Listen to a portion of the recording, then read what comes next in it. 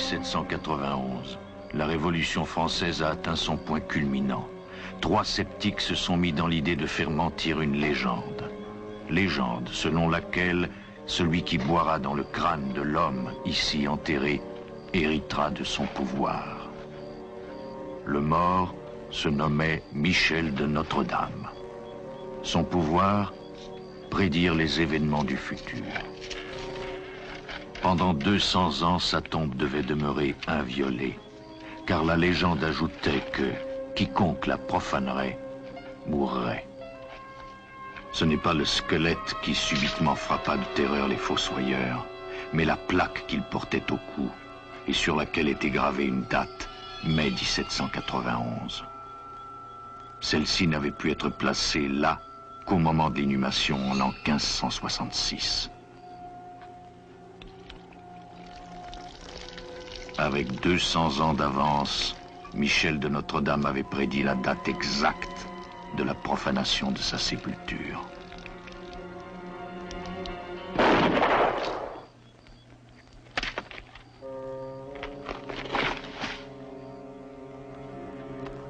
Le coup de feu qui venait de tuer le fossoyeur avait pour origine les troubles de la Révolution alentour. Une balle perdue qui prouvait la légende de Michel de Notre-Dame.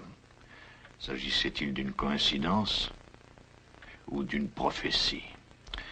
Jetons un œil sur ce Michel de Notre-Dame, plus connu sous le nom latin Nostradamus. C'était un médecin français de renom dont les prédictions sur le futur mystifient les chercheurs depuis plus de 400 ans. Penchons-nous sur les prédictions qu'il a faites sur la Révolution française, sur les Kennedy, sur Napoléon, sur Hitler, et sur un autre personnage qui, selon Nostradamus, doit, dans un avenir proche, plonger le monde dans une guerre catastrophique.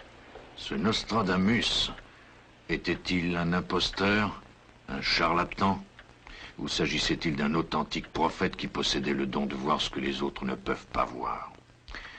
Vous pourrez en juger par vous-même. Si ces prédictions sur le passé sont exactes, alors ces prédictions pour l'avenir pourraient certainement nous atteindre tous. Nostradamus a fait plus de 1000 prédictions. Certains experts disent que plus de la moitié d'entre elles se sont déjà réalisées. Les plus saisissantes traitent de la venue de 3 antéchrists. On pense qu'Hitler représente l'un d'eux.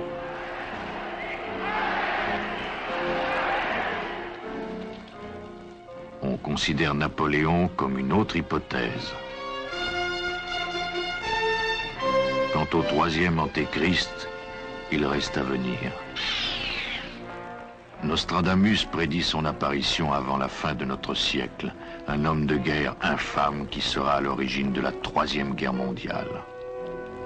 Mais Nostradamus ou qui que ce soit peut-il voir l'avenir?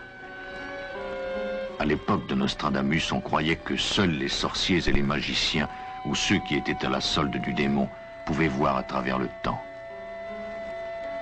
C'était une hérésie de se prétendre voyant, et quantité de gens furent accusés et condamnés à subir d'horribles tortures jusqu'à la mort. C'est seulement ces dernières années que des chercheurs universitaires du monde entier se sont mis à étudier sérieusement la question: l'homme peut-il voir l'avenir? Nous avons demandé à un homme de science, le docteur Edgar Mitchell, qui a été l'un des premiers à marcher sur la Lune, s'il est possible de voir à travers le temps. Oui, il est tout à fait possible de voir l'avenir. Tout être humain possède une conscience et un pouvoir de création pratiquement illimité. Certains individus en bénéficient simplement plus que d'autres. Cette question fait l'objet d'un grand nombre d'études et celle-ci s'affirme et se présente comme plus définitive chaque année. Le futur n'est rien qu'une série de probabilités découlant des décisions que nous prenons maintenant, qui conduisent à certains événements du futur. Mais tout être humain a ce pouvoir de déterminer son propre avenir. Certains en sont plus conscients que d'autres.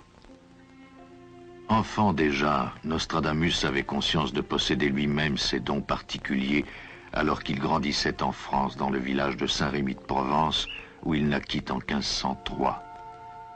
Les racines de sa famille plongeaient dans les traditions judéo-chrétiennes. Il croyait que ses visions lui étaient inspirées par le pouvoir divin. Français et bon catholique, l'Église va être dans son œuvre sa seule référence. Avec son grand-père qui était médecin, il étudia l'Ancien et le Nouveau Testament. Il étudia aussi l'astronomie. Nostradamus reçut dans sa jeunesse une éducation exceptionnelle pour un jeune Français de son époque. Son père, qui était le notaire du village, veilla à ce qu'il fût instruit dans les disciplines classiques et scientifiques.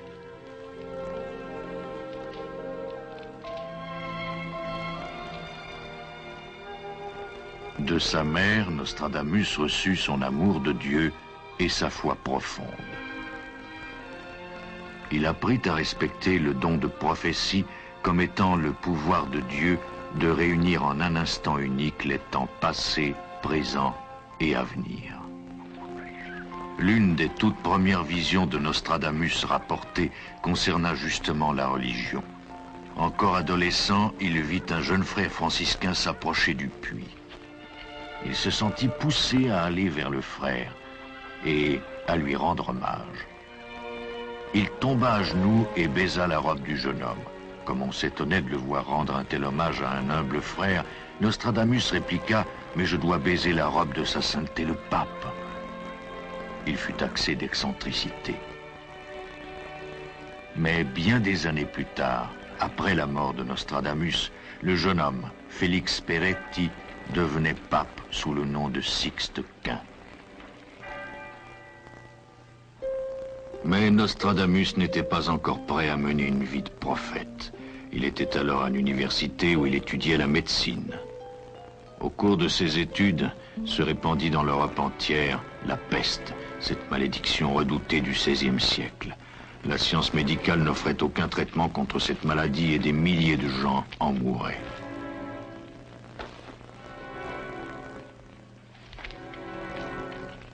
Nostradamus quitta alors le collège et à 22 ans, sans avoir jamais pratiqué la médecine auparavant, se lança dans la tâche difficile de guérir les maladies et les mourants. Les patients de Nostradamus guérissaient. On n'a aucune trace des traitements qu'il prescrivait, mais on sait que sa renommée de guérisseur se répandit. Proches ou lointaines, les villes touchées par la peste le réclamaient. Ses exploits étaient légendaires. N'eût-il jamais fait une seule prédiction, Nostradamus serait resté dans l'histoire comme un remarquable médecin. Ses succès le conduisirent dans la ville d'Agen, où il se maria et s'établit. Là, les bruits qui couraient sur son étrange don de voir le futur suscitèrent une grande curiosité. Un jour, il fut invité à un banquet au cours duquel son hôte tenta de le berner. Il dit à Nostradamus qu'on leur servirait du porcelet au dîner. Il y avait un porcelet noir et un porcelet blanc.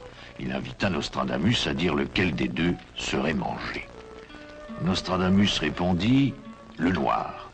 L'hôte donna alors comme instruction au cuisinier de préparer le porcelet blanc.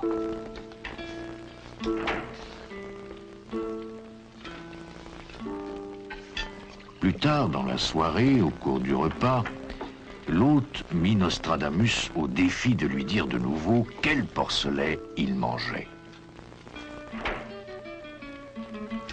Nostradamus répondit ainsi qu'il l'avait déjà fait, « c'est le noir ». Triomphant, l'hôte appela alors le cuisinier et lui demanda de dire quel porcelet ils étaient en train de manger. Le cuisinier répondit que tandis qu'il préparait le porcelet blanc, celui-ci tomba de la table et fut dévoré par les chiens. Aussi se trouva-t-il dans l'obligation de servir le noir.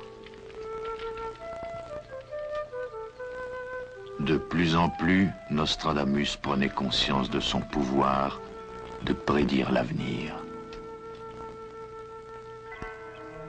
Mais ce ne fut que lorsqu'une tragédie personnelle le toucha qu'il prêta attention à ce pouvoir et modifia sa vie en conséquence.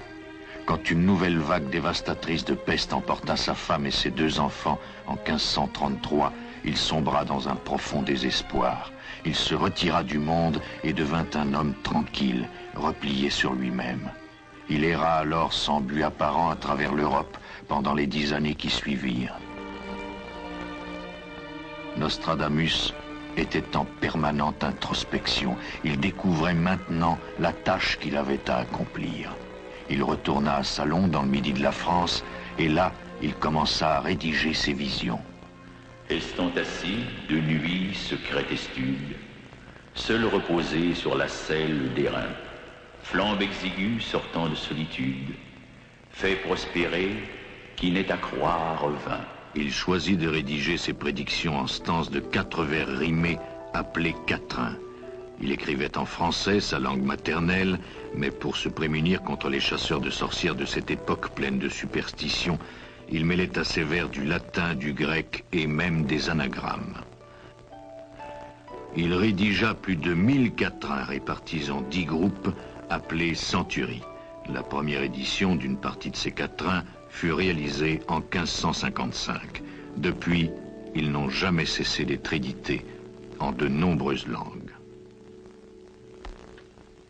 Ces visions, écrivait Nostradamus, il les recevait d'un subtil esprit de feu par une voix provenant des limbes. Ces voix et ces visions étaient bien souvent fragmentaires et ne concernaient que des choses et des événements que Nostradamus lui-même était incapable de saisir. Néanmoins, il les rédigea en vers dans ces quatrains. Et si obscurs que furent ces quatrains à la majorité d'entre nous, ils se révélèrent très clairs pour d'autres. Par exemple, on comprit rapidement que le 35e quatrain de la première centurie annonçait que le roi qui régnait en France, Henri II, devait mourir au cours d'un tournoi. Eh bien, Nostradamus fut convoqué rapidement par le roi et sommé de s'expliquer. Le roi dit que c'était ridicule, qu'il ne participerait nullement à un tel tournoi. Nostradamus se contenta de répondre qu'il écrivait ce qu'il voyait. En dépit de l'avertissement de Nostradamus, le roi jouta dans un tournoi.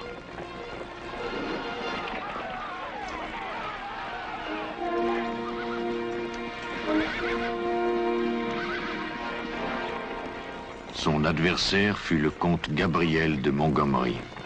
Le lion jeune, le vieux surmontera.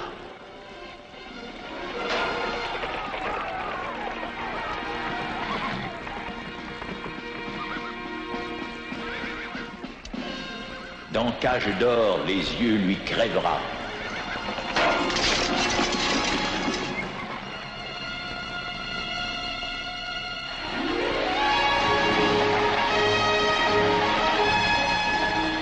Nostradamus rédigea de nombreux quatrains concernant l'histoire de son pays.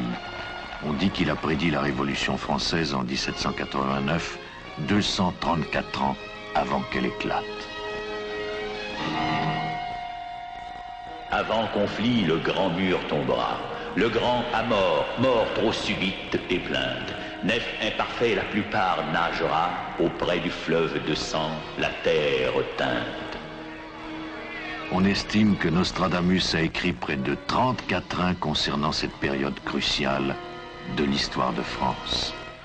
Le trop bon temps, trop de bonté royale, faits et défaits prompt, subis, négligence. Léger croira faux d'espouse loyale, lui lise à mort par sa bénévolence.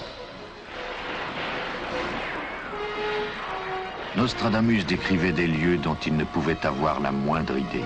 Certains, même à son époque, n'existaient pas. Le Parsoluse, Marie sera mitré. Retour conflit passera sur le tuile. Dans la nuit du 20 juin 1791, une bande d'émeutiers qui se donnait pour nom les 500 Marseillais attaquait le palais de Louis XVI, construit bien après la mort de Nostradamus. C'était le palais des Tuileries, dont les jardins se trouvaient à l'emplacement d'une ancienne fabrique de tuiles. Retour conflit passera sur le tuile. Et il y a un quatrain remarquable dans lequel Nostradamus évoque la fuite du roi. Louis XVI, accompagné de son épouse, la reine Marie-Antoinette, fuit Paris en 1791 avec un véritable cas de conscience. Ressemblant à un moine, Il était en livrée grise, il se dirigeait vers Varennes. Nostradamus évoqua également le sort qui attendait le couple royal. Le juste a tort, à mort l'on viendra mettre. Le roi fut condamné à mort. Un peu devant ou après, très grande dame, son âme au ciel et son corps sous la lame. Marie-Antoinette fut condamnée à mort par un jury composé de révolutionnaires. C'était la première fois que la royauté subissait le jugement d'un jury choisi parmi le peuple.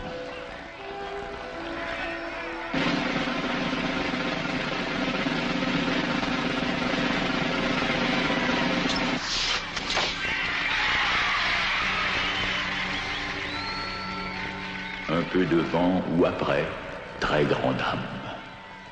La tête de Madame du Barry, maîtresse du roi, tomba également sous la lame de la guillotine.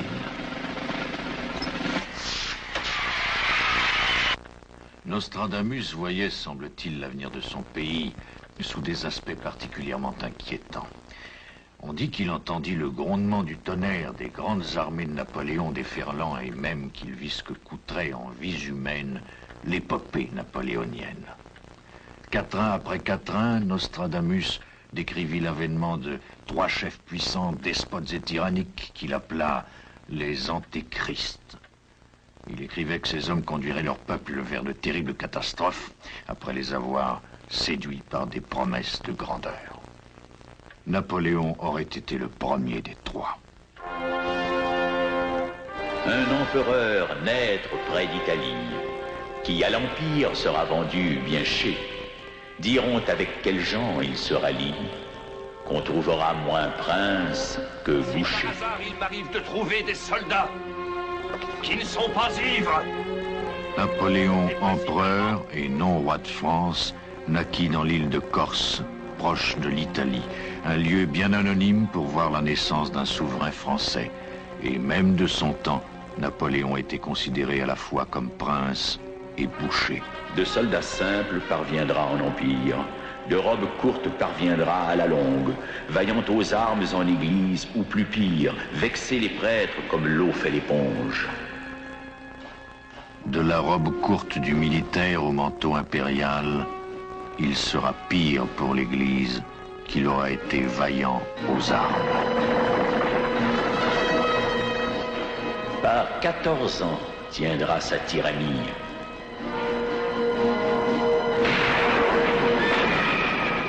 De sa prise du pouvoir, le 9 novembre 1799, à son exil sur l'île d'Elbe, le 13 avril 1814, Napoléon fit régner la guerre et la terreur pendant 14 années et 5 mois.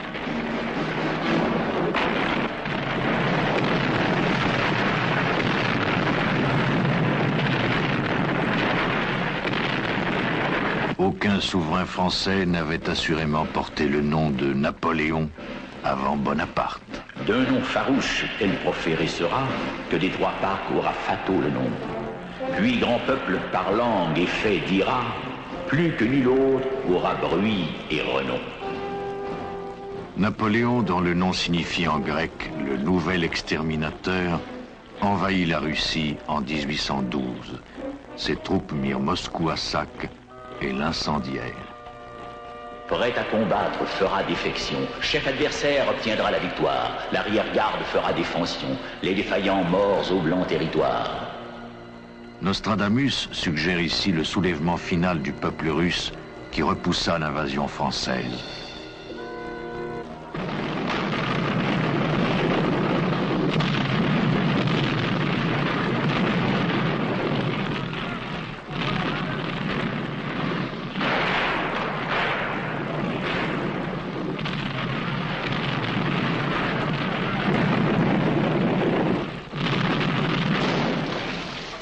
Napoléon avait poussé son armée trop loin.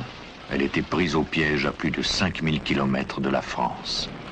Il fut vaincu tout autant par l'armée russe que par l'hiver. Terroir romain qu'interprétait Aulure, par Jean Gauloise par trop sera vexé, mais nation celtique craindra l'heure boréas, classe trop loin avoir poussé. Les exégètes de Nostradamus considèrent les prédictions sur le premier antéchrist, dans lequel ils reconnaissent indiscutablement Napoléon, comme les plus extraordinaires de toutes. Ils attirent notre attention sur un texte qui, selon eux, illustre la défaite de Napoléon et son exil sur la minuscule île d'Elbe. Le captif prince aux Italies vaincues passera Gênes par mer jusqu'à Marseille. Par grand effort de Forense survaincu, sauf coup de feu, baril, liqueur d'abeille. Ici, disent les experts, Nostradamus fait allusion au retour de Napoléon de l'île d'Elbe. Tentative osée pour reconquérir le pouvoir. Par grand danger, le captif échappé.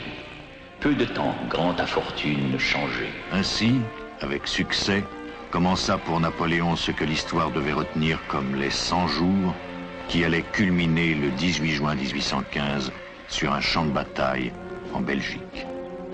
Waterloo, au 3e mois du second pouvoir de Napoléon. Au mois 3e, se levant du soleil, sanglier lié par au champ Mars pour combattre.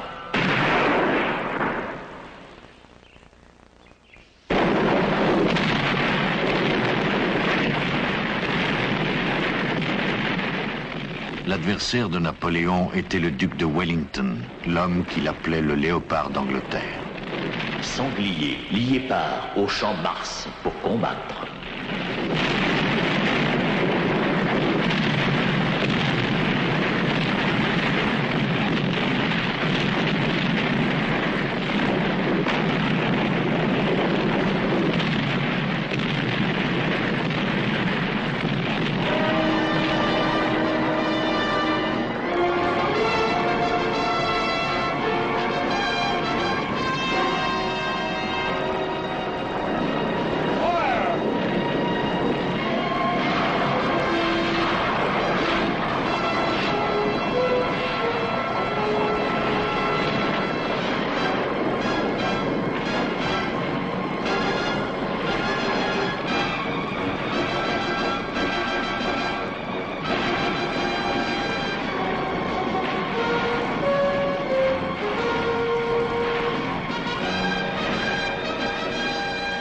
Toute la journée, du lever du soleil au soir, les troupes de Napoléon attaquèrent les Anglais.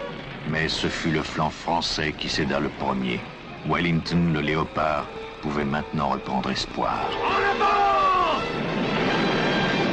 Lié par lacé, au ciel estant son œil, un aigle autour du soleil voit s'ébattre chef adversaire, obtiendra la victoire. Le chef adversaire, c'est Wellington. Le vaincu, comme Nostradamus semble l'avoir vu, avec 250 ans d'avance, c'est Napoléon.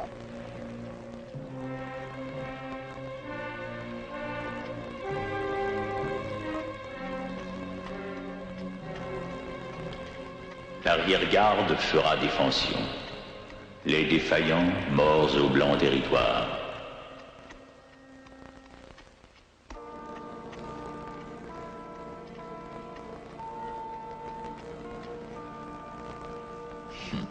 Incroyable. Oui. Mais il y a mieux, il y a beaucoup mieux. Des visions de guerre, de massacres, de morts. Des visions du futur qui sont souvent macabres et terrifiantes. Des visions qui tourmentaient Nostradamus, lui qui, naturellement, aimait la paix, qui était médecin, guérisseur, bien avant d'être un prophète. Des visions dont il espérait qu'elles conduiraient ses compatriotes à se pencher sur le destin de la France, à y réfléchir afin d'être amenés à le changer. Et encore, précisons que ces visions n'étaient pas toutes en rapport avec son pays natal.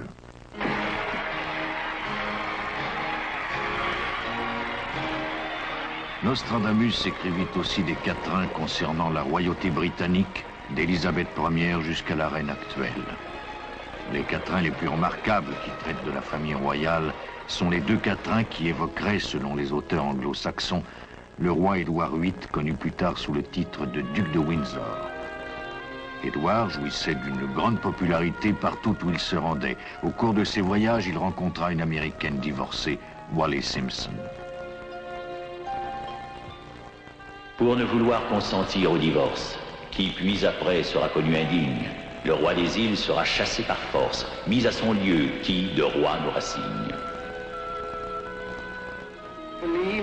Croyez-moi, quand j'affirme qu'il m'est impossible de supporter le lourd fardeau de mes responsabilités sans l'aide et le soutien de la femme que j'aime.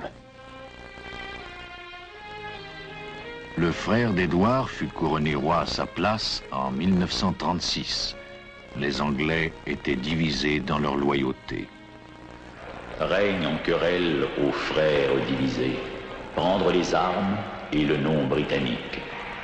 Le nouveau roi prit le nom de George VI.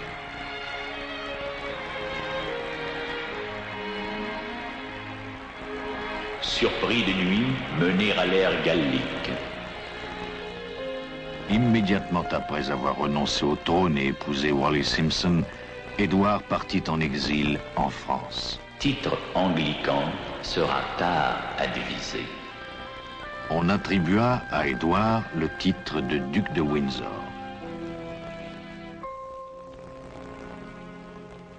Nostradamus évoqua aussi l'aventure anglaise dans le Nouveau Monde, qui fut découvert quelques années avant sa naissance. Dans plusieurs quatrains, il parla, semble-t-il, de la guerre d'indépendance des colonies britanniques qui firent sécession. L'Ouest se libérera des îles britanniques. Nostradamus rédigea ce vers dans la solitude de son cabinet de travail dans une petite ville de France, et cela au sujet d'un pays qui n'était pas encore né à 5000 km de distance.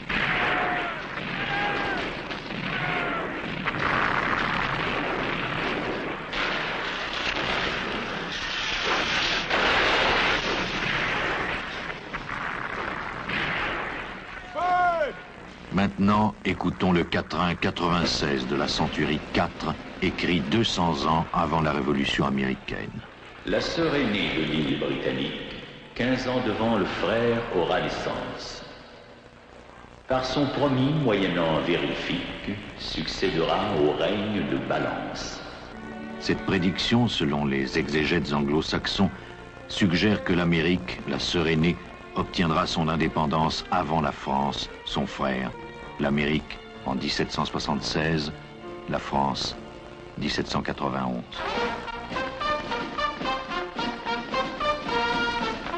Par son promis, moyennant vérifique, succédera au règne de Balance.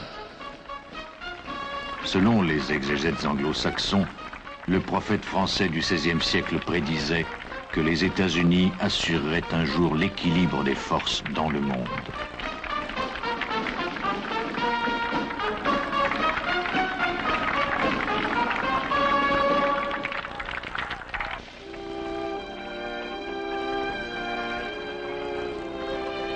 Certains exégètes prétendent qu'il écrivit de nombreux quatrains sur l'avenir des États-Unis. L'un d'entre eux évoquerait l'avènement d'un grand législateur, Lincoln. Par sacrée pompe viendra baisser les aciers. Par la venue du grand législateur, humble haussera, vexera les rebelles, naîtra sur terre aucun émulateur.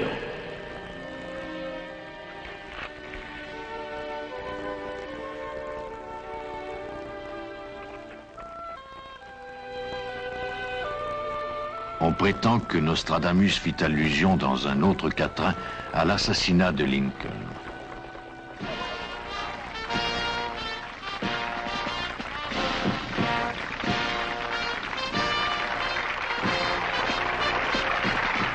Mort conspirée viendra en plein effet. Charge donnée et voyage de mort. Est-ce le créé, rosseux, par sien défect, sans qu'innocent devant soi par remords.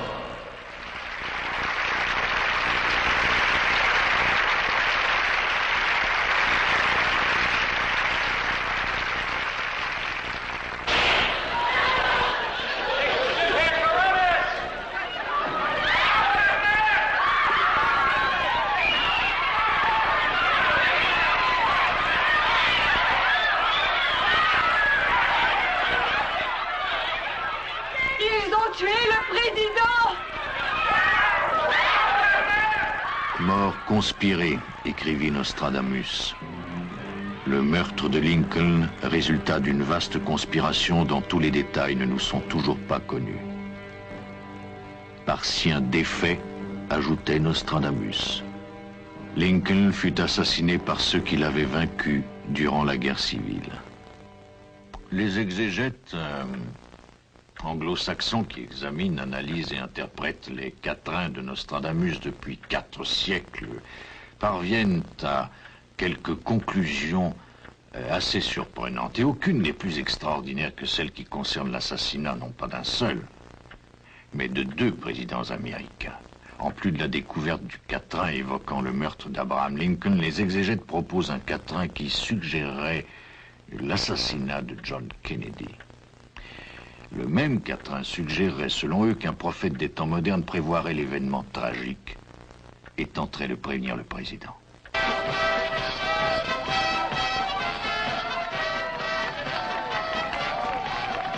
Le grand du Fouldre tombe d'heure diurne. Mal est prédit par porteur postulaire.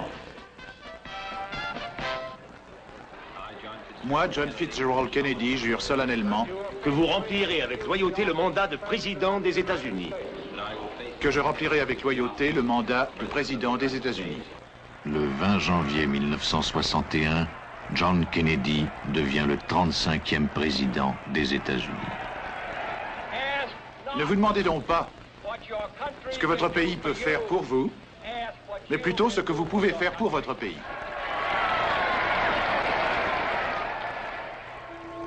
Nous sommes à Dallas, Texas, le 22 novembre 1963. Le grand du Fouldre tombe d'heure diurne.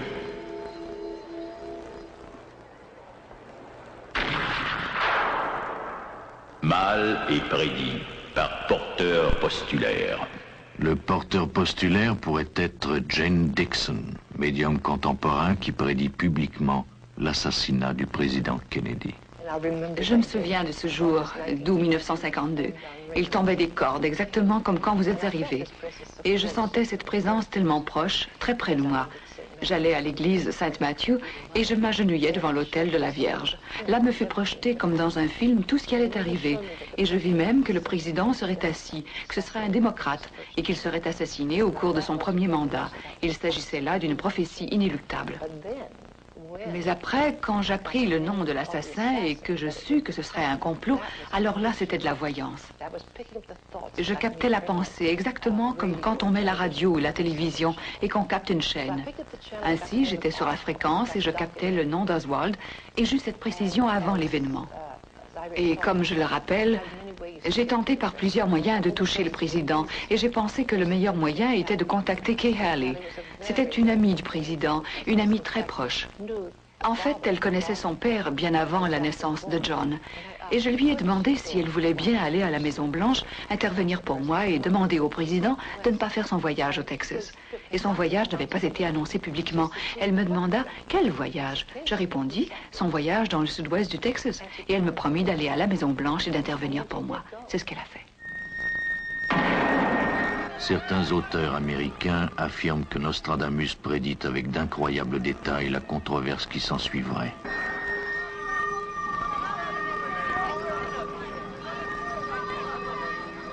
Une grande controverse plane encore sur l'arrestation de Lee Harvey Oswald pour l'assassinat de Kennedy. Nous sommes au sous-sol de l'hôtel de ville de Dallas et il y a une bousculade ici. Oui, il semble... Oui, on lui a tiré dessus. On a tiré sur Oswald. Innocent fait mort, on accusera. Il fut consigné que le coup de feu tiré par Oswald du 6e étage de ce bâtiment atteignit Kennedy dans le dos, mais le président fut touché par 2 balles. L'une, de toute évidence, tirée de derrière lui. Mais certains prétendent que la seconde, mortelle, venait de l'avant.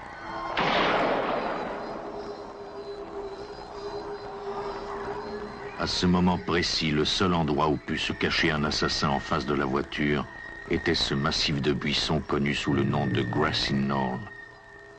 Certains croient que ce film montre la silhouette d'un homme avec un fusil, caché dans les buissons.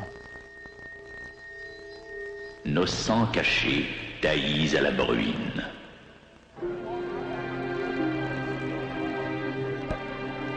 Le président Kennedy a été assassiné il y a presque 20 ans, mais la controverse fait toujours rage. Le rapport Warren n'a pas réussi à éclaircir les choses. Une commission du Congrès et les rapports du FBI qui s'ensuivirent ont laissé certaines questions sans réponse. Est-il possible que Nostradamus ait vu ces événements extraordinaires il y a 4 siècles?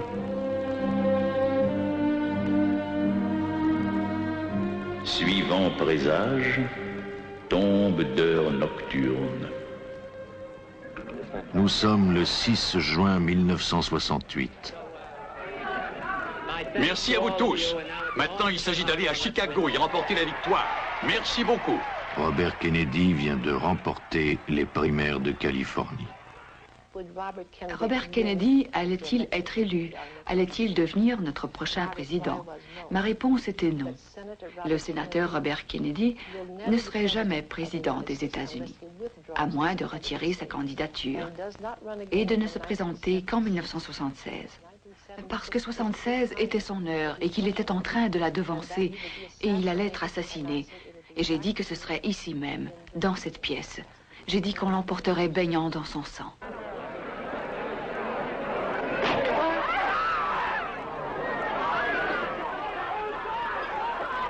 Prenez-la, prenez-la. Écartez-vous de là. Prenez-lui son revolver. Prenez-lui là. Prenez-lui là. Attrapez-lui le pouce et brisez-le lui s'il le faut.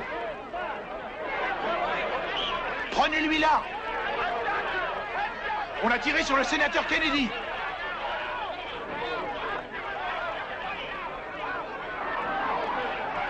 On a tiré sur le sénateur Kennedy.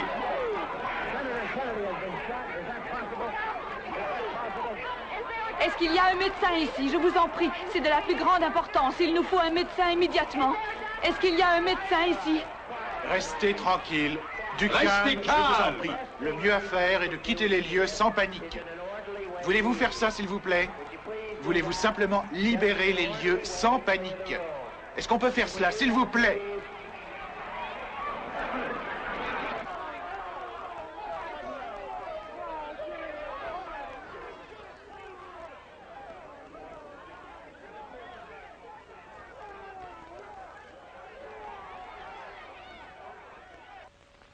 Il a vu le mal et il a tenté de le conjurer.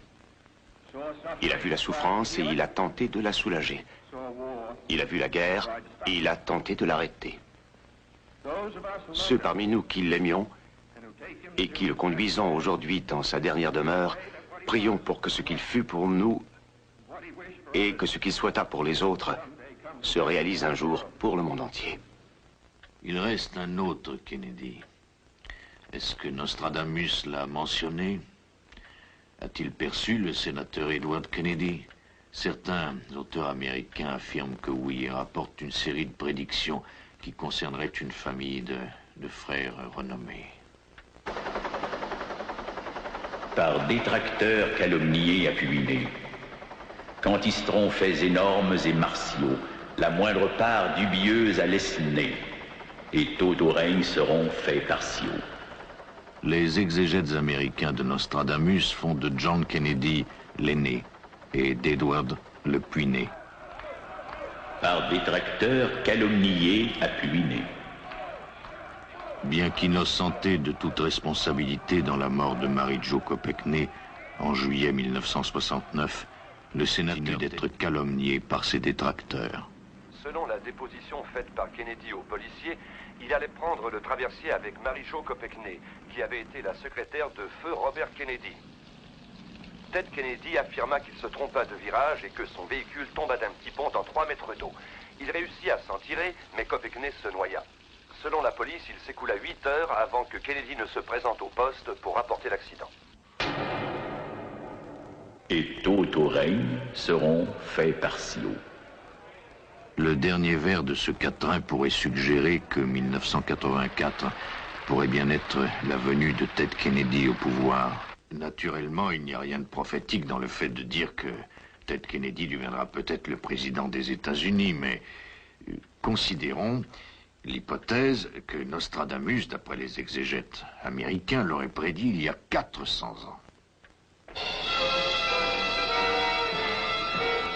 Nostradamus s'intéresse aux révolutions et aux guerres civiles. Il les décrit avec force détail. Écoutez plutôt.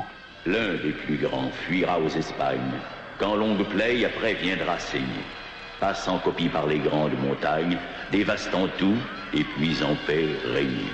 Les blessures morales qu'infligea la guerre civile espagnole dans les années 30 saignèrent longtemps, en effet, et furent ressenties même après la fin de la Seconde Guerre mondiale.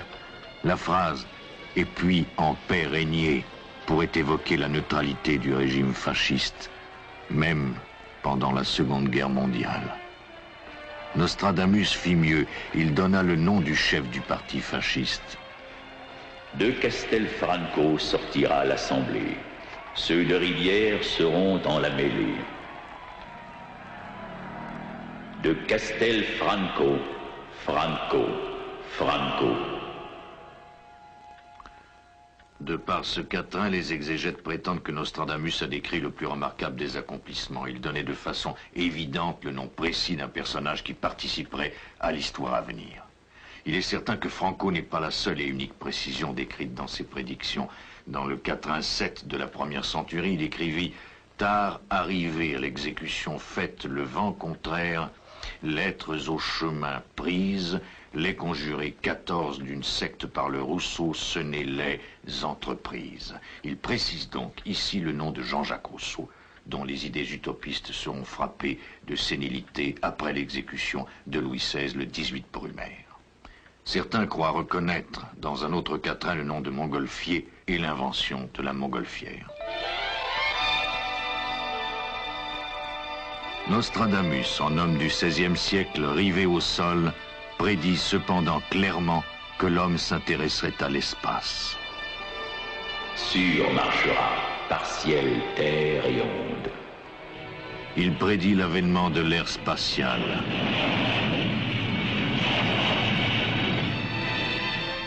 Après grand troche humain, plus grand s'apprête. Le grand moteur, les siècles renouvelle. Au ciel vu feu courant, longue étincelle. Il parle aussi de feu volant la machination pour propulser l'homme. Et il ira sur la Lune. Dedans le coin de Luna viendra rendre, où sera pris et mis en terre étrange. Eagle, we got you now. It's looking good, over. Roger, copy. Contact light. Okay, engine stop. We copy you down, Eagle. Tranquility Base here. The Eagle has landed.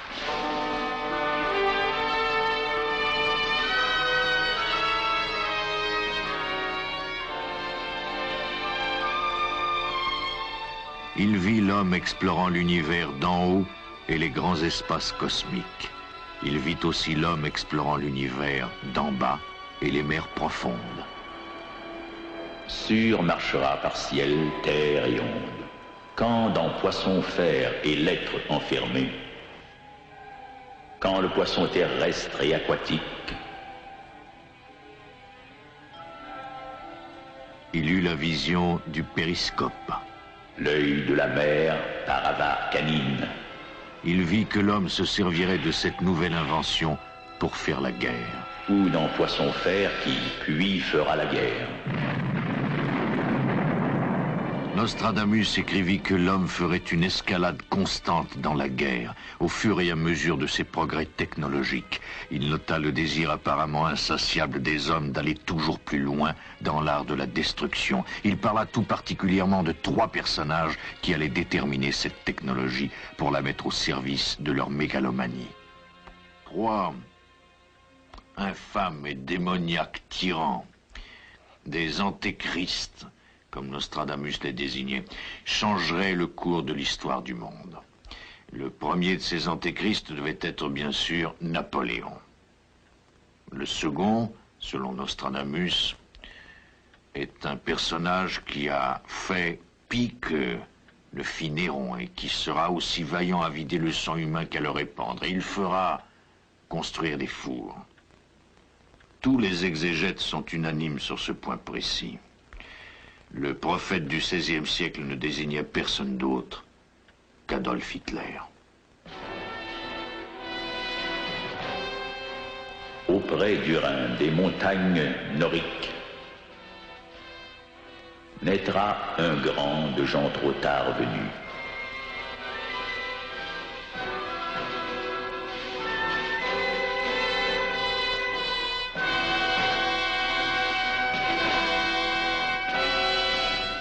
Du plus profond de l'Occident d'Europe, de pauvres gens, un jeune enfant naîtra, qui par sa langue séduira grande troupe.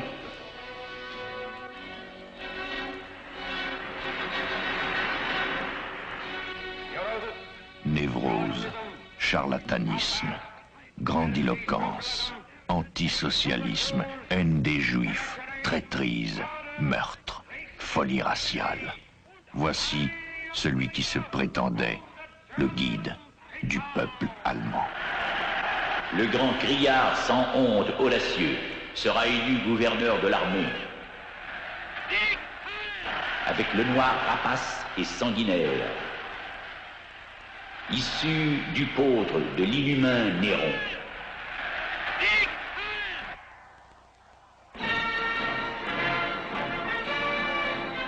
Le vieux monarque, déchassé de son règne, pour peur des croix, pliera son enseigne.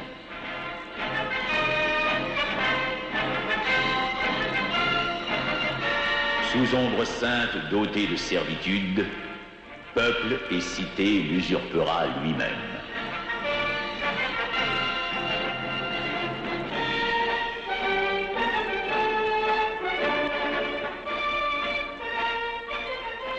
Il prit le pouvoir en 1933. Le peuple allemand lui abandonna ses espérances. Les nations européennes lui abandonnèrent leur liberté. Bête farouche de fin fleuve franchie, plupart du champ contre Danube sera. Quand rien enfant de Germain observera.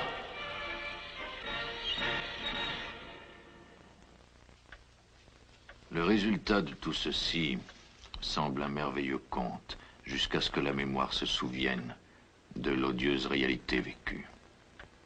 Dans tous ces quatrains, Nostradamus décrit avec exactitude le monstre odieux que fut Adolf Hitler. Il y a 3 autres quatrains qu'il ne faut pas négliger pour autant. En effet, d'après certains exégètes, il se peut que Nostradamus ait fait mention du nom même d'Hitler. Mais il y manquait une lettre. Ces quatrains parlent d'un homme qui porterait le nom de Hister, H-I-S-T-E-R.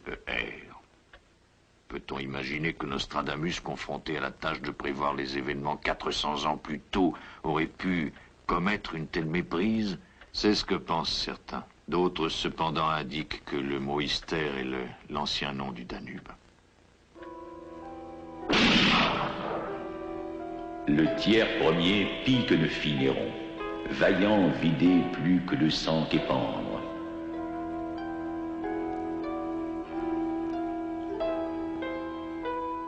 Réédifié fera le forneron, siècle d'or mort, nouveau roi grand esclandre. Au grand empire parviendra tôt un autre, bonté diattante, plus de félicité. Régi par un, issu non loin de Néron, attaqué pays, grande infélicité.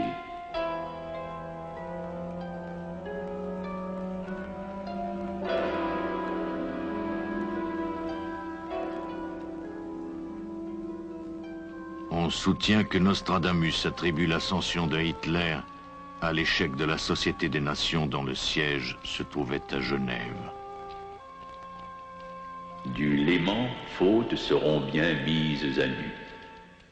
La Société des Nations n'ayant pas réussi à arrêter l'agression en Éthiopie et en Mandchourie, Hitler en profita pour déclencher son propre conflit.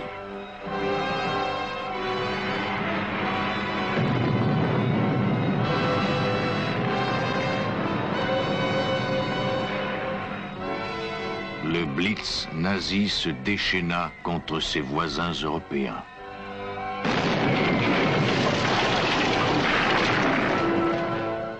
Plusieurs pays, Flandre et l'Angleterre, seront par feu et par fer affligés, de leurs voisins longuement assiégés. Contraints seront de leur faire la guerre. Tours, d'Orléans, Blois, Angers, Reims et Nantes, cités vexées par subis changements. Terre et mer tremblement. Hitler porta la guerre dans les airs, dans la bataille d'Angleterre.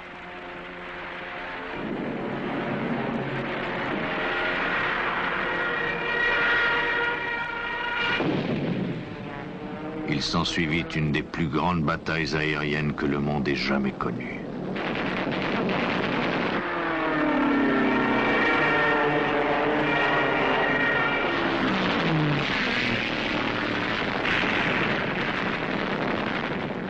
Hitler engagea tout son potentiel militaire pour mettre l'Angleterre à genoux.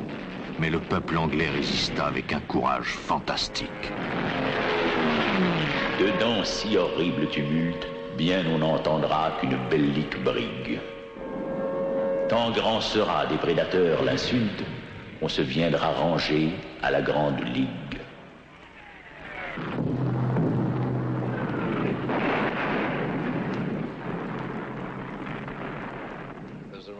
Ou ligne. Ce vers remarquable pourrait impliquer que la population entière de Londres se réfugierait dans la Grande Ligne, sous la ville. Ce qui, bien sûr, désigne l'excellente image du métro de Londres.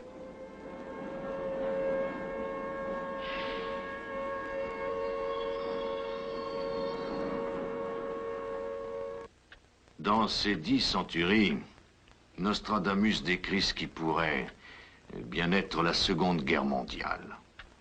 Il suggère non seulement l'ascension de Hitler, mais aussi celle de Mussolini. Né dans une masure, il s'élèvera au pouvoir celui qui est vide et vaniteux, traître et brute. Il tyrannisera l'Italie. D'autres quatrains, d'après certains exégètes, annoncent l'invasion de la Belgique par les nazis et leur occupation de la Norvège. Les quatrains prévoyaient un si grand nombre de victoires nazies que les dirigeants du Troisième Reich s'en emparèrent pour les utiliser au mieux comme arme de propagande. Frau Joseph Goebbels, la femme du ministre de la propagande du cabinet de Hitler, lut les quatrains et, enchantée de ses prédictions de victoire, les rapporta à son mari. Goebbels fut d'accord avec son épouse. On pourrait utiliser les prédictions de Nostradamus comme arme de propagande. Bien choisi et bien manipulé, il pourrait aider à briser la résistance française. Il donna l'ordre aux avions nazis d'inonder la France de livrets reprenant les prédictions des victoires nazies selon Nostradamus. Et la France capitula. Les nazis entrèrent à Paris le 14 juin 1940. En grand regret sera la Jean gauloise. Plus grand captif, faim, froid, nécessité. Les Alliés réagirent rapidement et sans détour à l'exploitation que fit Hitler des événements dépeints par Nostradamus. Winston Churchill, avec l'aide d'un astrologue, fit publier ceux des quatrains qui pouvaient être interprétés dans le sens d'une défaite d'Hitler. Romain pouvoir sera du tout à bas son grand voisin, imiter les vestiges, retarderont au bouffon leur folie. Et les Américains, eux aussi, utilisèrent avec habileté les prédictions de Nostradamus pour leur propagande intérieure. Les studios de la MGM, sous la direction de Carey Wilson, produisirent une série de courts-métrages sur Nostradamus pour les salles de cinéma. Ces films, tout en explorant les mystères de la prophétie, servaient l'intérêt national. Je pense que Nostradamus fait aussi des prédictions sur nous, Américains. Nouveau élu patron du grand vaisseau verra longtemps briller le clair flambeau qui sert de lampe à ce grand territoire et auquel tant armés sous son nom. Oui, la population des 13 premiers États choisit la liberté comme patron. On a brandi et on continuera de brandir à jamais le clair flambeau de la liberté. Au nom de la liberté, nous avons lutté, nous continuerons de lutter pour enfin triompher, sans oublier les sacrifices et les peines qui doivent libérer l'homme définitivement. Voilà 400 ans que Nostradamus écrivit ces mots. Les exégètes de Nostradamus précisent que la guerre se termina selon les prédictions du prophète français par la défaite de l'Allemagne et l'invention d'une arme nouvelle. Saturne dort, en fer se changera. Le contre-repose exterminera tous. Le contre-repose. Peut-il s'agir du contraire du rayon positif, en référence à la réaction en chaîne qu'implique la fusion nucléaire? Soleil levant, un grand feu on verra. Dedans le rond mort les attendant, par glaive feu fin mort les attendant.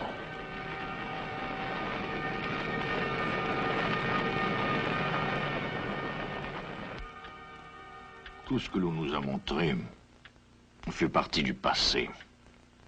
Et nous supposons que c'est ainsi que Nostradamus envisagea l'histoire depuis son époque jusqu'à la nôtre.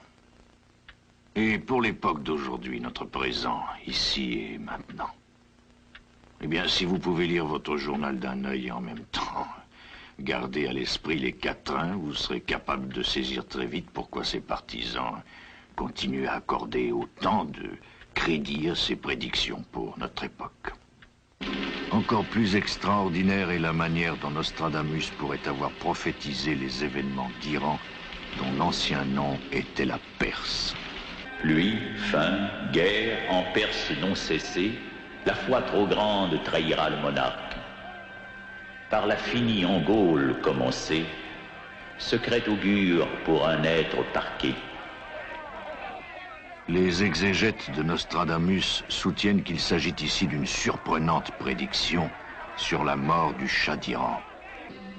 Et que penser de ce dernier vers? Par la finie en Gaule commencée. Jusqu'en 1978, la plupart des gens ne savaient rien de l'ayatollah Khomeini et ne pouvaient imaginer que les attaques contre le Shah seraient lancées de Paris. Et pourtant, Nostradamus écrivit ce quatrain il y a plus de 400 ans. Est-ce beaucoup trop? Arrêtons-nous pour un petit moment. Voilà pour le passé et le présent. Qu'y a-t-il pour le futur? Quelle réponse allons-nous recevoir au sujet de ce mystère? Quel crédit lui accorder? Est-il possible d'écarter le vieux Nostradamus et tout ce que nous avons vu comme simple coïncidence ou interprétation des plus faciles? Est-ce qu'il est possible de supposer que ces écrits apportent quelque matière substantielle digne de foi? Si on accepte les témoignages du passé comme preuve de sa crédibilité, alors il y a de fortes chances qu'il ait raison pour le futur. Eh bien, si cela est véridique, il faut donc se tenir prêt. Écoutez très attentivement. Avons-nous besoin d'apprendre le futur? Possible, oui. Si nous pouvons le transformer, en tenant compte des avertissements. Améliorer notre existence pour un avenir meilleur. Mais peut-on modifier le futur? Mais bien sûr qu'on peut modifier le cours des événements à venir, puisque le futur n'est rien d'autre que la résultante de nos décisions prises maintenant, qui tracent notre avenir.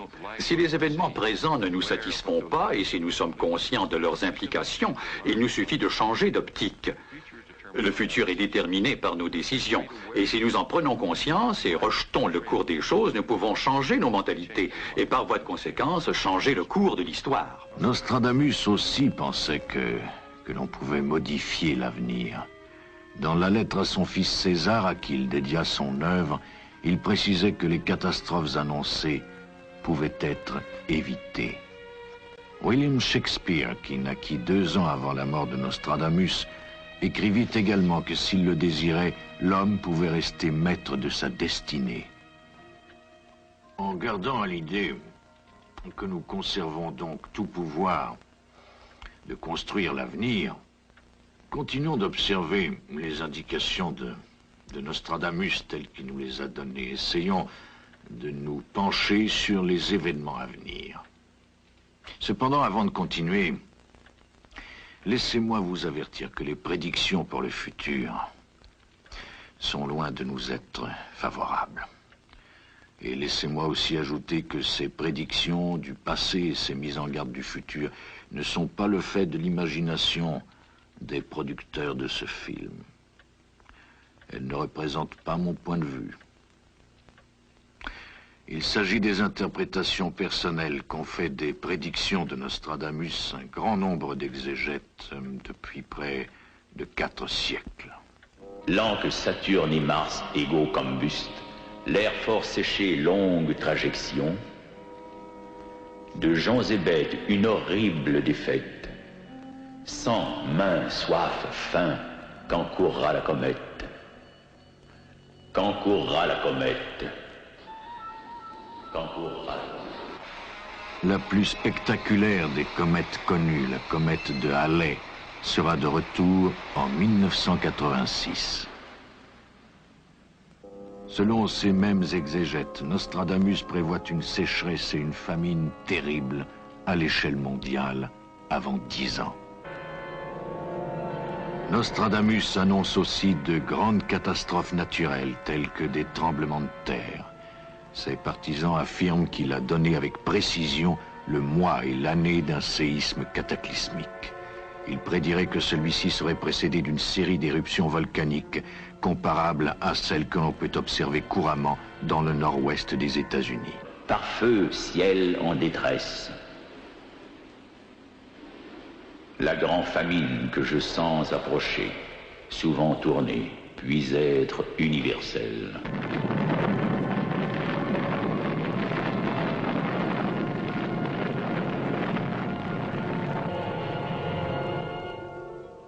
Donc, Nostradamus nous a donné le mois, mai, d'un grand tremblement de terre. Et en plus, il nous a précisé l'année. Les astrologues soutiennent que la conjonction de Saturne, Jupiter et Mercure en Capricorne se reproduira en 1988. En mai 1988. Mais où est-ce que ce grand séisme aura lieu? Nostradamus l'a-t-il précisé? Gisé, feu du centre de terre, fera trembler autour de cités neuves.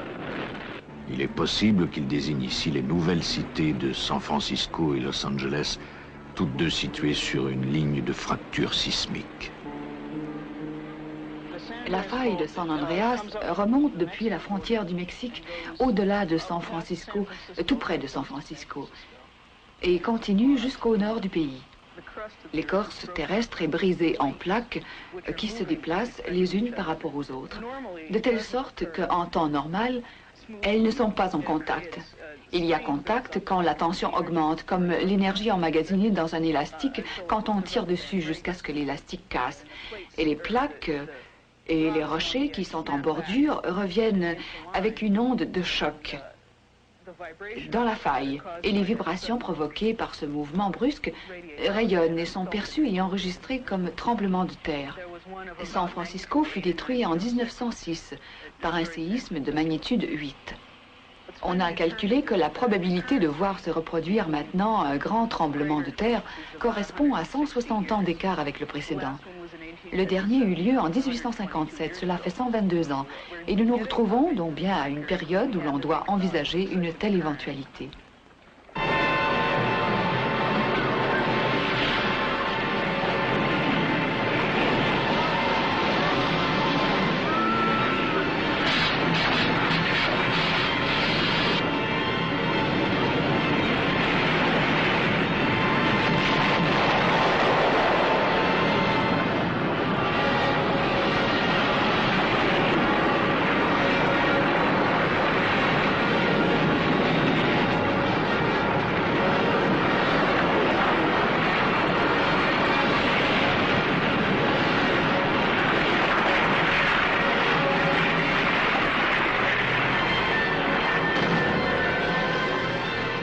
Nostradamus prévoit que ces catastrophes seront à l'échelle mondiale.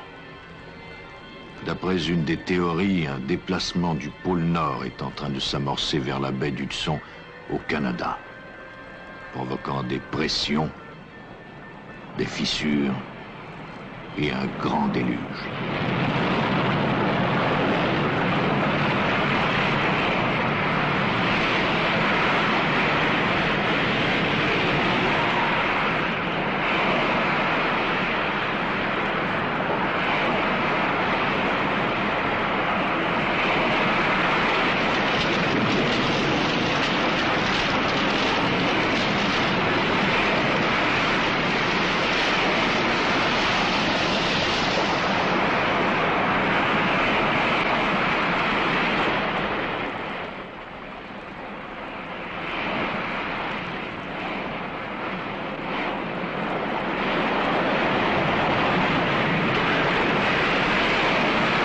Nostradamus, en accord avec la Bible, prédisait que ces catastrophes naturelles précéderaient une grande guerre, une guerre bien plus redoutable que toutes les guerres antérieures. Nostradamus ne fait pas que prédire une guerre terrifiante, mais il précise aussi où et quand elle commencera et quels en seront les protagonistes. Il nous indique également combien de temps celle-ci durera et qui lui survivra. D'abord, nous désirons savoir quand. Dans un quatrain, il nous dit que la guerre débutera quand le Soleil, Mars et Mercure entreront en conjonction dans le Verseau. Et cette conjonction, qui est un fait exceptionnel, se produira en 1994. Cette grande guerre pourrait très bien avoir lieu à partir de cette période. Dans un autre quatrain, il nous donne avec une grande précision le moment où la guerre battra son plein. L'an 1999, 7 mois. Du ciel viendra un grand roi des frayeurs, ressusciter le grand roi d'Angolmois, avant, après Mars, régner par bonheur. De la Félice Arabie contrade, naîtra puissant de la loi mahométique. Un qui, des dieux d'Hannibal infernaux, fera renaître effrayeur des humains. On que plus d'horreur ne plus dire aux journaux. Ce chef de guerre, selon Nostradamus, se lancera dans un conflit avec l'Occident. D'Éphèse, le règne parviendra à ceux d'Europe. Quand? Les exégètes américains pensent entre 1994 et 1999. Où cela? Elle débutera au Moyen-Orient, une invasion de l'Europe pour s'étendre ensuite à la terre entière. Une guerre conduite par le grand roi des frayeurs, le troisième antéchrist après Napoléon, après Hitler. Un chef si épouvantable qu'il amènera le monde, selon les dires de Nostradamus, à une telle confrontation qu'il pourrait être détruit. L'Oriental sortira de son siège, passer les monts Apennins, voir la Gaule. Transpercera le ciel, les eaux, les neiges. Et un chacun frappera de sa Gaule. Nostradamus suggère clairement que le Moyen-Orient sera le meneur essentiel dans ce combat à venir. C'est un fait que peu de politicologues contemporains sont en mesure de désapprouver. Le monde occidental est attentif à la situation de cet endroit avec son pétrole et la poussée phénoménale de la croyance musulmane. Les pays du tiers-monde, longtemps ignorés, redécouvrent leurs racines historiques et religieuses. Ils cherchent des solutions à leurs problèmes sociaux et économiques. Cela leur est possible parce qu'ils détiennent le pétrole dont l'Occident a besoin. Les experts affirment qu'ils peuvent représenter une menace pour la paix mondiale, mais sont-ils en mesure de lancer une guerre atomique contre l'Occident dans les 20 ans qui viennent? Nostradamus semble dire que oui, grâce à une alliance avec les Russes. La loi Mauric, on verra défaillir, après une autre beaucoup plus sélective. Boris X Ier viendra faillir, par dons et langues, une plus attractive. Nostradamus annonce ici que les forces russes, désignées par le Borysthène, fleuve russe, s'effondreront avant leurs alliés asiatiques, du moins selon les exégètes français. Cela après que la puissance nucléaire soviétique combinée avec la masse humaine de leurs alliés ait déclenché le conflit.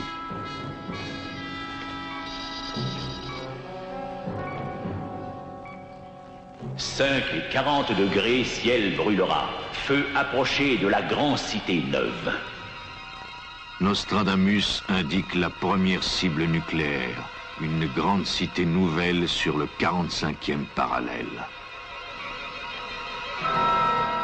Les Américains pensent à New York, la cité neuve, mais sur le 40e parallèle.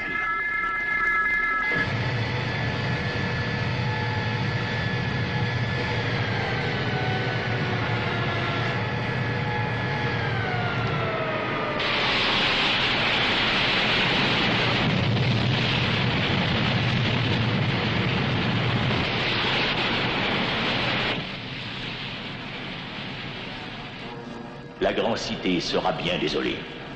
Des habitants, un seul n'y demeurera. Par fer, feu, peste, canon, peuple mourra.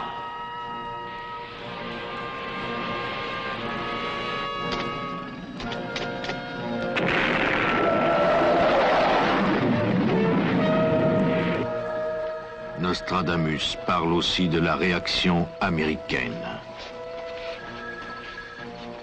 Sera laissé le feu vif, mort caché. Dedans les globes horribles, épouvantables.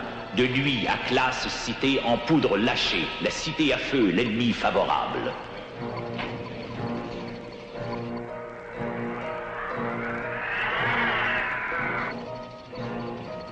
Grande cité à soldats abandonnés. Oh, que n'y eut mortel tumulte si proche. Oh, quelle hideuse mortalier s'approche.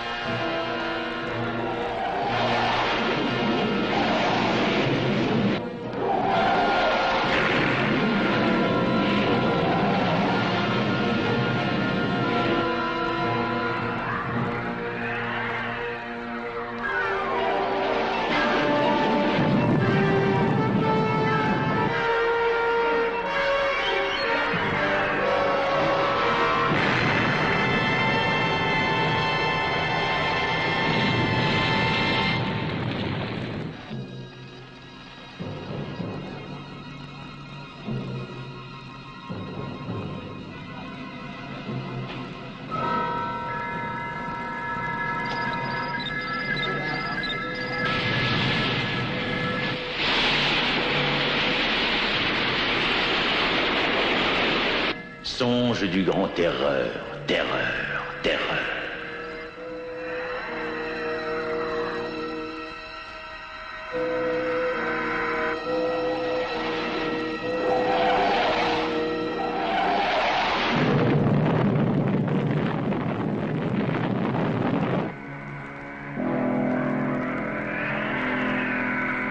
Jardin du monde auprès de Cité Neuve. Dans le chemin des montagnes cavées, sera saisi et plongé dans la cuve. Les exégètes américains suggèrent que New York et ses gratte-ciels, hauts comme des montagnes, sera une cible nucléaire.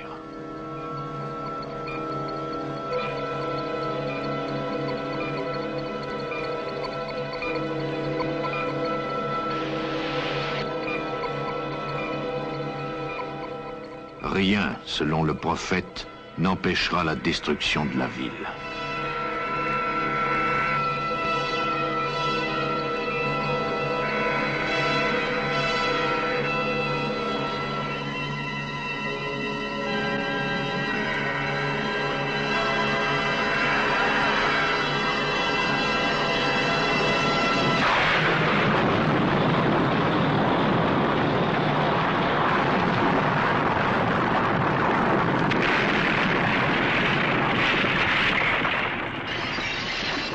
feu secret, d'ardeur grand lieu brûle.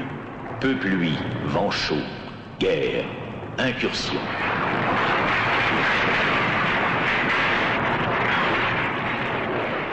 La grande cité sera bien désolée. Des habitants, un seul n'y demeurera.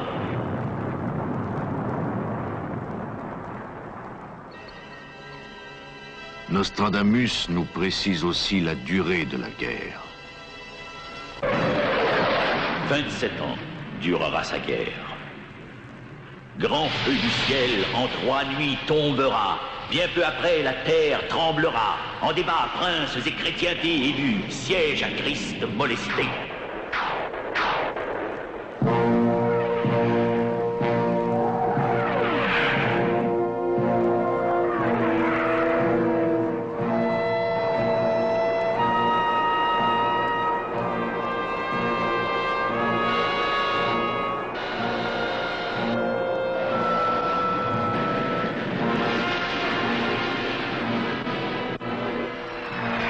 Les barbares seront repoussés. Mort, Orient, peste, faim, maltraités.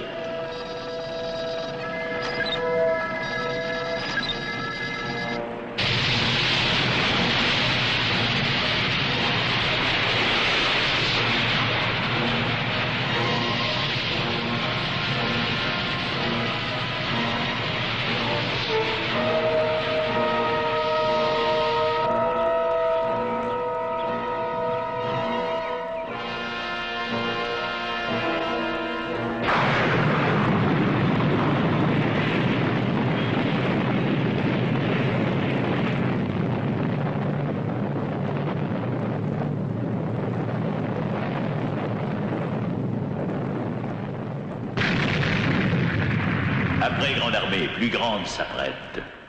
Le grand moteur, les siècles le renouvellent. Pluie, sang, lait, famine, fer et peste. Au ciel, vue, feu courant, longue étincelle. Murs, sexe, temple et vierge violée. Par fer, feu, peste, canon, peuple mourra.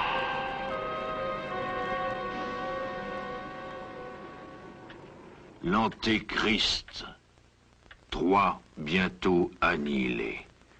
27 ans durera sa guerre. Nous pouvons le lire dans la Centurie 8, 477. Nostradamus nous dit que la guerre pourra se terminer 27 ans après avoir débuté par la mort et la défaite de l'Antéchrist. Et c'est une alliance imprévue qui amènera cette conclusion. Quand ceux du pôle arctique unissent ensemble, en Orient, grande frayeur et crainte.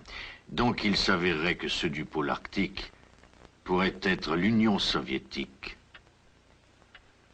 et les États-Unis. Regardez donc. Voici le détroit de Bering. C'est ici, dans le cercle arctique, que les deux pays sont les plus rapprochés. Un jour, traduisent les exégètes, les deux grands chefs se réconcilieront. Et alors leurs puissances s'accroîtront. Le chef d'Orient subira la défaite. Soleil et l'aigle, aux victeurs paraîtront. À la fin, paix triomphera de mort. En une nuit, l'arbre séché reverdira.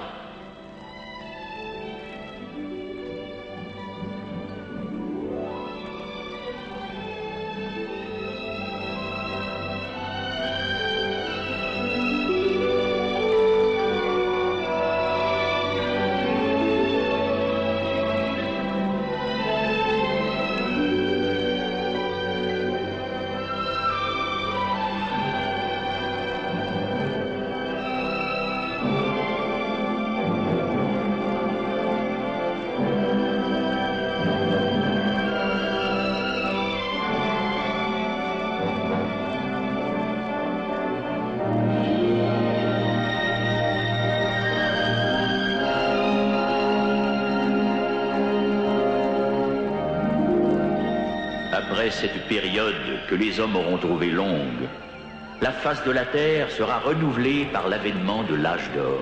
C'est alors que sera faite une paix universelle entre les hommes et Satan demeurera enchaîné pendant environ 1000 ans. Et après 1000 ans de paix, Nostradamus ne nous dit pratiquement plus rien. Il nous dit cependant à quel moment aura lieu la fin du monde.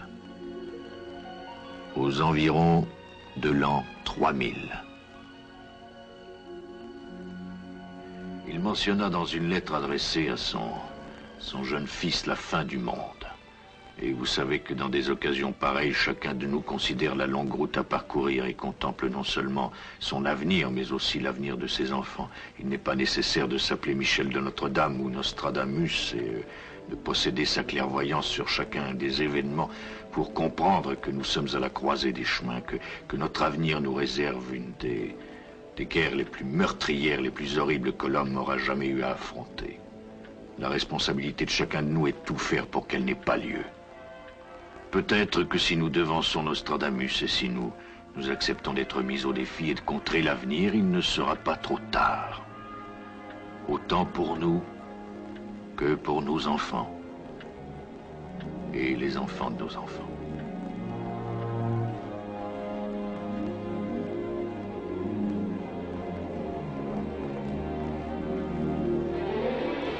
On peut interpréter les prophéties de Nostradamus de différentes façons. Ce film en propose certaines. Elle ne représente en aucune manière les opinions, jugements ou interprétations des producteurs de ce film.